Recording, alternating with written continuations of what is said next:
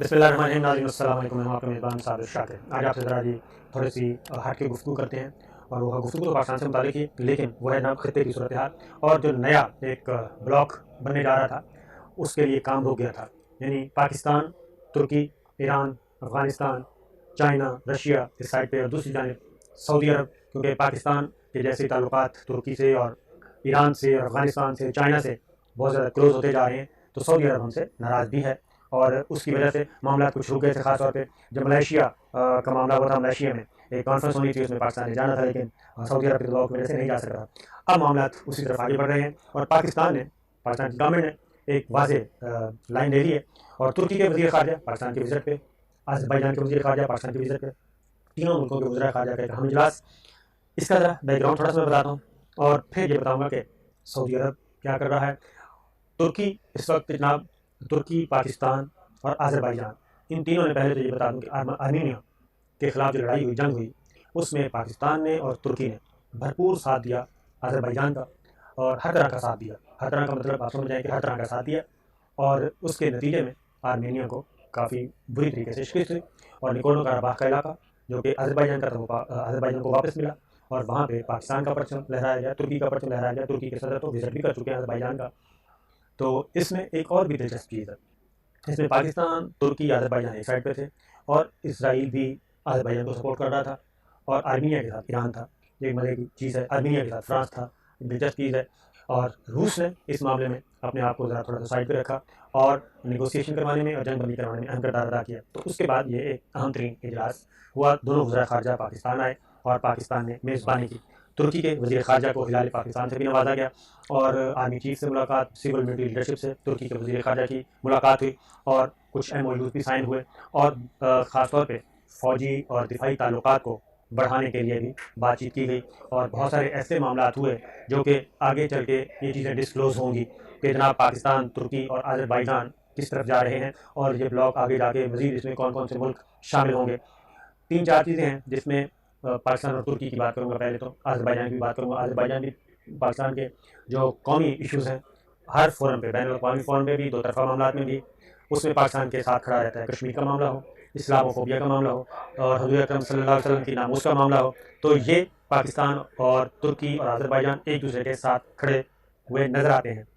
फिर मुस्तक़बिल में एक रेलवे लाइन भी बिछाई जानी है, वो भी एक बहुत बड़ा मनसूबा है, और उसमें भी ये जो ममालिक हैं खित्ते के, ये इकट्ठे होंगे, और उसमें सऊदी अरब जो है जी, वो साइड लाइन पे हो रहा है। आज खुद हुआ या वैसे हुआ, ये अब उसकी मर्ज़ी है, क्योंकि सऊदी अरब के साथ पाकिस्तान जो है वो ताल्लुकात को बढ़ाना चाहता था, और ख़त्म नहीं हो सकते, लेकिन अभी तक सरदमेरी चल रही है, और वो सरदमेरी अभी तक ख़त्म नहीं हो रही। उसकी रीज़न ये है कि इस वक्त पाकिस्तान की जो लीडरशिप है, सिविल मिलिट्री लीडरशिप, दोनों की बात करूँगा, वो ज़रा थोड़ी सी डिफरेंट नौइयत की है, और वो तमाम तर जो अपने कहते हैं ना, तमाम अंडे एक ही बास्केट में नहीं। पाकिस्तान इस वक्त थोड़ा सा लिबरल हो रहा है अपनी फॉरेन पॉलिसी के एतबार से, और यही चीज़ दोस्त ममालिक को, बिरद इस्लामी मुल्कों को समझाने की कोशिश की जा रही है। तुर्की इस्लामाइजेशन की तरफ चल रहा है, बढ़ रहा है, अज़रबैजान भी। लेकिन दूसरी जानिब सऊदी अरब जो है, सऊदी अरब को जी मामला सामना है। सऊदी अरब मॉडर्नाइजेशन की तरफ जा रहा है, और वहाँ पे मौसीकी और थिएटर की तरबियत गाहें, उनके लिए लाइसेंस दिए जा रहे हैं, और मॉडर्न शहर बनाए जा रहे हैं, और ख़ास तौर पे मगरिब को राग़िब करने के लिए, यानी खालिसन वो सोचा जा रहा है तिजारती बुनियादों पे कि किस तरीके से मॉडर्न वर्ल्ड का मुकाबला किया जाए और अपनी तरफ राग़िब किया जाए सऊदी सरज़मीन को। तो चल रहा है, लेकिन उसके साथ साथ सऊदी अरब को आने वाले दिनों में थोड़ी सी मसाइब का भी सामना होगा, और ख़ास तौर पर। लेकिन जाते जाते सऊदी अरब ने जो चीज़ें मनवाने की कोशिश की थी प्रेसिडेंट ट्रंप इंतज़ामिया से, उस तरफ उसको कामयाबी हासिल हो रही है। कतर के साथ मामलात नॉर्मल हो चुके हैं, उनके ताल्लुकात बहाल हो चुके हैं, और लेकिन एक और भी बड़ा फ़ायदा हुआ, और वो फ़ायदा हुआ क्योंकि ख़तरा था, बल्कि ख़तरा था नहीं बल्कि ख़तरा है, और वो है यमन जंग के मामले में। और जो बाइडन इंतज़ामिया ख़ासतौर पे यमन के मामले में, वो ह्यूमन राइट्स और जंग बंदी और इस तरह का वो एक बिल्कुल दूसरी लाइन रखती है। वो उसमें सऊदी अरब और उसके जो इत्तेहादी हैं, उनके मौक़िफ़ को दुरुस्त नहीं समझती, जो बाइडन इंतज़ामिया जो है, डेमोक्रेट्स जो हैं। तो वो इस जंग को बंद करवाने की भी कोशिश करेंगे, और सऊदी अरब को दिफाई ताउन जो है वो भी कम हो सकता है।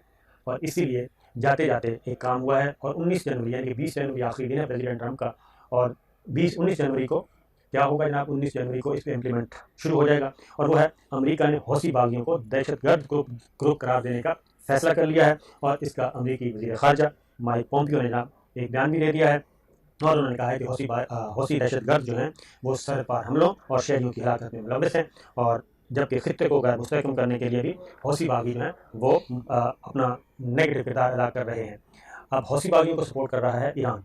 तो माइक पोम्पियो, प्रेसिडेंट ट्रंप और प्रेसिडेंट ट्रंप के दामाद कुशनर, जो वादे उन्होंने किए थे, कमिटमेंट्स की थी सऊदी अरब के विजिट के दौरान, जहाँ पे MBS और नेतन्याहू की मुलाकात भी हुई थी, और उसकी तस्दीक जो है वो अब आ गई है नेतन्याहू की तरफ से भी, और हुक्मरान जमात इसराइल की उसने भी कर दी है, और नेतन्याहू ने खुद भी कर दी है। और उन्होंने ये कहा है कि जनाब मेरी मुलाकात के बारे में, सऊदी अरब के दौरे के बारे में पूछा जाए सऊदी हुक्मरानों से, ना उन्होंने तरदीद की ना तरदीद की। इसका मतलब है कि वो विजिट हुआ था और उस विजिट में सारी बातें हुई। तो उस विजिट में ही ये था, सऊदी अरब ने यानी कि MBS ने कुछ मांगी थी अमेरिका से जाने से पहले प्रेसिडेंट ट्रंप की इंतजामिया से कि मामला ठीक करते किए जाएँ, ताकि जो बाइडन आगे यमन के मामले में और ईरान के मामले में, क्योंकि जो बाइडन ईरान के मामले में पिछड़ रहा था, नर्म रवैया रखते हैं और ईरान के साथ मामला शुरू होने वाले हैं उनके, मैसेजिंग हो चुकी है, बैकडोर चैनल पर डिप्लोमेसी चल रही है।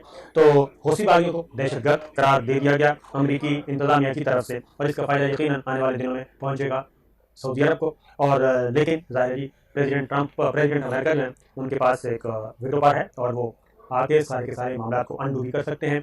और एक और चीज़ भी, क्योंकि ईरान पे अब नए वो ईरान पे आने वाले दिनों में ऐसे बीज बोए जा रहे हैं कि जो बाइडन को रिवर्स होते होते देर लगे। उसमें एक और चीज़ भी की गई कि अमरीकी वज़ीर ख़ारजा माइक पोम्पियो ने एक और बात भी कर दी, 9/11 का जिम्मेदार भी अब ईरान को ठहरा दिया गया है, और कहा गया कि 9/11 की मनसूबाबंदी तेहरान में हुई थी। ये एक नई चार्जशीट है। और एक बात, दूसरी बात ये कही गई कि अलकायदा का जो अब इस वक्त बेस कैंप है वो है ईरान। पहले ये अफ़गानिस्तान कहते थे, फिर पाकिस्तान का नाम दिया गया, अब उसको ईरान की तरफ मोड़ा जा रहा है, और एक मुकदमा बाकायदा तौर पे बनाया जा रहा है इसके लिए, ख़ास तौर पे ईरान के ख़िलाफ़। और उसमें तेहरान में उन्होंने कहा जनाब कि अलकायदा की पनाहगाहें हैं, और ये सब कुछ ईरान जो कर रहा है ये दहशतगर्दी में मुलव्वस है, बल्कि रियासती दहशतगर्दी का इल्ज़ाम आयद किया जा रहा है माइक पोम्पियो की तरफ से, यानी कि अमरीकी वज़ीर ख़ारजा की तरफ से, जिनके चंद दिन बाकी हैं। तो ये एक सूरत हाल। और लेकिन ईरान के वज़ीर ख़ारजा जनाब इसकी सख्ती से तरदीद की है, ज़ाहिर तरदीद ही करनी है, और सारे मामला को देखते हुए, और तरदीद नहीं करेंगे तो ज़ाहिर वो फंसेंगे। एक बात, दूसरी बात, एक और चीज़ जी, वो है ईरान। अब ईरान भी इस मौके से खूब फ़ायदा उठा रहा है, और वो मैं बार बार जो कहता होता हूँ कि 20 जनवरी से पहले कुछ भी हो सकता है। प्रेसिडेंट ट्रंप को इस वक्त मुकम्मल तौर पर मफलूज करने की कोशिश की जा रही है, और आपको मालूम है कि मुआख़ज़े की जो तहरीक है उस पर कार्रवाई शुरू हो चुकी है, और कांग्रेस के बाद सेनेट में पेश की जाएगी, और ये एक तलवार उस पर लटकती रहेगी। और एक इतला ये है कि कांग्रेस से तो मंजूर करवा ली जाएगी, लेकिन सेनेट में उसको लाया जाएगा जो बाइडन के 100 दिन गुजरने के बाद, ताकि पहले जो बाइडन जो है अपने आप को मुस्तहकम करें, स्टेबल करें, और जो दंगे फसाद का इम्कान है अमेरिका में, वाशिंगटन में, न्यूयॉर्क में, उससे बचा जा सके, और इक़्तिदार की मुंतकिली आराम से हो सके। तो ईरान क्या कर रहा है? ईरान ने जनाब बड़े पैमाने पे खलीज में बढ़ती हुई कशीदगी के बाद ईरान ने मिसाइल की मशकों का मिसाइल मशकें शुरू कर दी हैं, और ईरान के सरकारी टीवी ने इसको बाकायदा तौर पे उसकी फिल्में और उसकी कवरेज की जा रही है। और बहरिया खलीज ओमान में शॉर्ट रेंज के जो मिसाइल हैं वो मशकों के लिए तैयार किए गए हैं, और तेहरान के जौहरी प्रोग्राम के सिलसिले में भी अमेरिका ने जो मुहिम तेज़ की हुई है ईरान के ख़िलाफ़, उसका जवाब भी ईरान दे रहा है।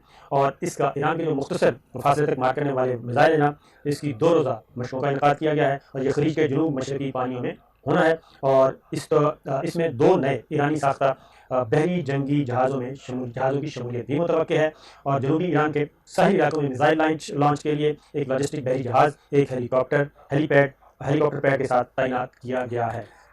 तो ये एक बहुत ही अहम नौयत की, यूँ कह लें कि ईरान भी इस वक्त अपने आप को हालत जंग में तस्वुर किए हुए है, और जंगी तैयारियां कर रहा है, बल्कि जंगी तैयारियां शुरू कर चुका है कि अगर कोई हमला होता है, कोई डिसएडवेंचर किया जाता है इसराइल की तरफ से, अमेरिका की तरफ से, या अरब ममालिक की तरफ से, तो इस सूरत में मिनिमम टाइम में रिस्पॉन्स दिया जाए, और उसका रिस्पॉन्स वो देगा जनाब समुद्र में, और समुद्री जंगी मशीन जो है वो इस वक्त वो कर रहा है। तो जनाब ये सिलसिला, क्योंकि अब ईरान और पाकिस्तान के मामला को देखें, क्योंकि ये जो ब्लॉक बनता जा रहा है, जो बात मैं करने लगा हूँ, समझ करता हूँ कि जो ईरान, पाकिस्तान, तुर्की, अफ़गानिस्तान, फिर अज़रबैजान, फिर रशिया, चाइना, ये एक इस खित्ते की हद तक, जो खित्ते के मफादात हैं उसकी हद तक पाकिस्तान का जो मामला है वो सऊदी अरब से क्लैश कर रहा है।